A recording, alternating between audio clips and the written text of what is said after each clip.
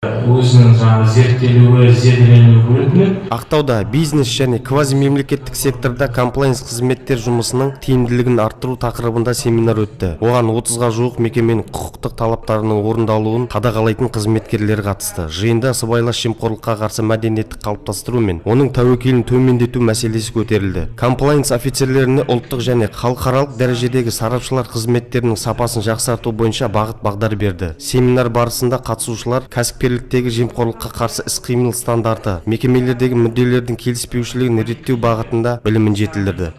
Алған білімімізді күнделікті істе қызметімізде қолданамыз деп ойлаймын. Өйткені себебі комплайнс қызметі жаңадан осы мемлекетімізде жаңадан ашылып жатқан қызмет болғаннан кейін көп түсініспеушіліктер әрине бар.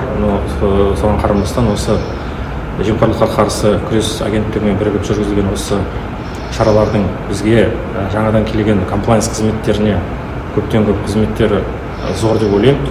Оны ертең тәжірибеде де пайдаланамыз.